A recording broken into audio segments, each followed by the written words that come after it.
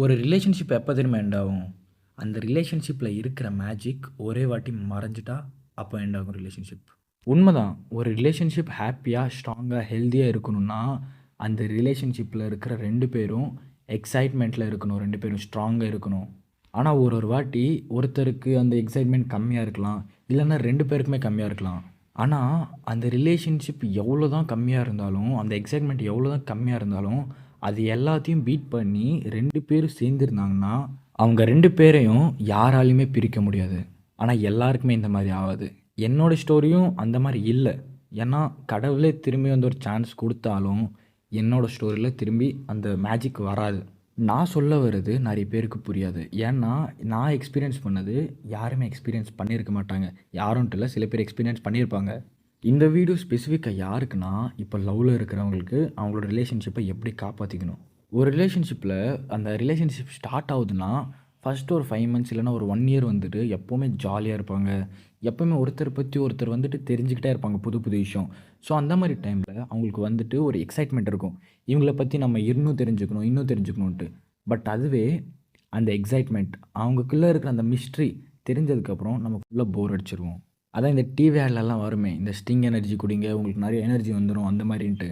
அப்போ வந்துட்டு நம்ம டிவியில் பார்க்குறப்போ வந்துட்டு அந்த ஸ்டிங்கை குடிக்கணும் குடிக்கணும் எந்த மாதிரி இருக்கும் டேஸ்ட்டு அப்படின்ட்டு ரொம்ப எக்ஸ்பெக்டேஷன்ஸ் இருக்கும்.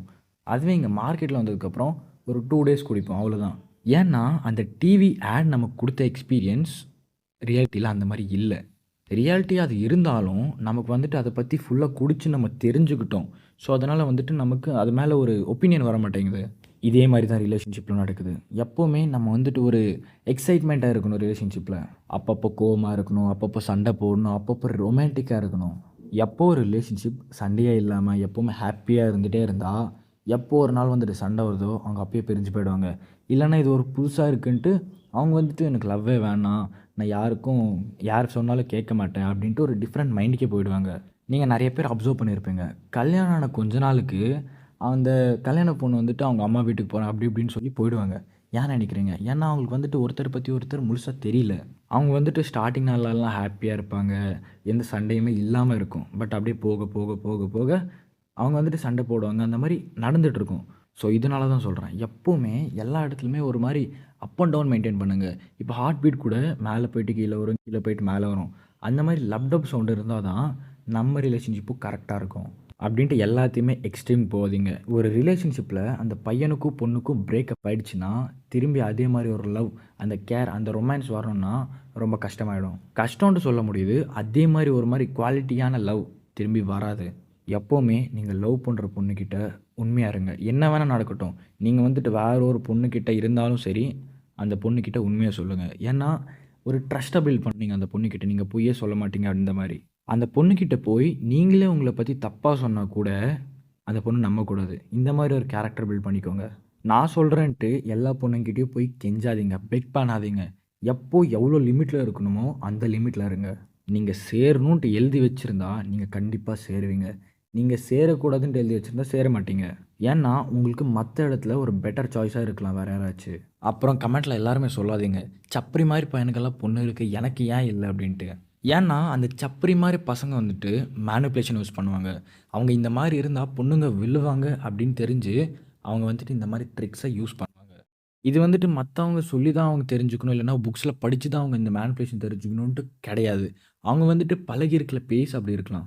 இப்போ புரியுதா? நீங்கள் ஏன் சிங்கிளாக இருக்கீங்க, சப்பரி மாதிரி இருக்க பசங்க பொண்ணுங்க வந்துட்டு ஏன் கமிட்டடாக இருக்காங்கன்ட்டு. நான் அப்படின்ட்டு எல்லாரையுமே மீட் பண்ணல. சில பேர் இருப்பாங்க ரொம்ப ட்ரூவாக ஜென்யூனாக லவ் பண்ணுறவங்க கூட இருப்பாங்க. அவங்க வந்துட்டு மற்ற எக்ஸ்டர்னல் ஃபேக்டர்ஸ்னால பிரிஞ்சு போயிருக்கலாம். பட் அவங்களோட லவ் வந்துட்டு எப்போவுமே அவங்க மேலே தான் இருக்கும். இப்போவும் நான் சொல்கிறேன், இல்லைன்னா நீங்கள் கூட சொல்லுங்கள். நீங்கள் உங்களோட ஃபர்ஸ்ட் லவ்வை எப்பயாச்சும் மறந்துருக்கீங்களா? மறந்துருக்கிறத விட்டுருங்க, ஃபீலிங்ஸை விட்டுருங்க, மறந்துருக்கீங்களா அப்படின்ட்டு. அட்லீஸ்ட் ஒரு நாளுக்கு ஒரு வாட்டியாச்சு அவங்க ஞாபகம் கண்டிப்பாக நமக்கு வரும்.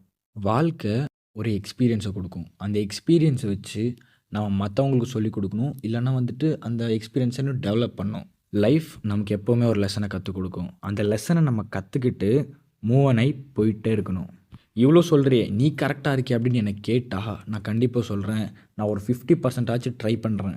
நான் என்னோடய பாஸ்ட்டை மறக்க முடியாதுன்றதுனால தான் நான் இந்த யூடியூப் சேனல் க்ரியேட் பண்ணேன். ஜிம்முக்கு போகிறேன், ஃப்ரெண்ட்ஸ் கூட போய் வெளியே விளாடுறேன். நம்ம ஒரு விஷயத்த இழந்தா நம்ம அதை நினச்சி வருத்தப்படக்கூடாது. மற்ற விஷயத்து மேலே நம்ம இன்வெஸ்ட் பண்ணணும். நம்மளோட எனர்ஜியாக இருந்தாலும் சரி, மணியாக இருந்தாலும் சரி, நம்ம டைமாக இருந்தாலும் சரி, எதையுமே நம்ம சும்மா கொடுக்கக்கூடாது யாருக்குமே. நம்ம வந்துட்டு ஏதாச்சும் ரேட்டை ஃபிக்ஸ் பண்ணணும். அது லவ்வாக இருந்தாலும் சரி, காசாக இருந்தாலும் சரி. ஏன்னா இந்த உலகம் டைம் அண்ட் மணி மேலே ரன் ஆகுது. ஸோ நம்மளும் அதுக்கேற்ற மாதிரி நம்ம வாழணும். அண்ட் நான் கடைசியாக ஒரு விஷயம் சொல்லணும்னு நினைக்கிறேன். எப்போவுமே ஒரு பொண்ணையோ ஒரு பையனையோ பிளைண்டாக நம்பாதீங்க. நீங்கள்லாம் அவசரப்பட்டு அந்த ரிலேஷன்ஷிப் பர்மனெண்ட் ஆகுறதுக்கு முன்னாடியே உங்கள் வீட்டிலலாம் சொல்கிறீங்க. அந்த மாதிரி சொல்லும்போது ஒரே ஒரு விஷயத்த ஞாபகம் வச்சுக்கோங்க. இந்த ரிலேஷன்ஷிப் ஒர்க் ஆகலைன்னா எங்கள் வீட்டில் என்ன நினைப்பாங்க? இவ்வளோ நாள் உன்னை ராஜாவாவோ ராணியாவோ பார்த்த வீடு இனிமே உன்னை எந்த மாதிரி பார்க்கும்? நீங்கள் இந்த மாதிரி விஷயத்த பண்ணால் உங்கள் வீட்டில் உங்களுக்கு இருக்கிற மரியாதை போயிடும். ஃபார் எக்ஸாம்பிள் எக்ஸ்பீரியன்ஸ் பண்ணி பாருங்கள். உங்கள் வீட்டில் எல்லாருமே உங்கள் லவ் மேரேஜ்க்கு ஒத்துக்கிட்டாங்க.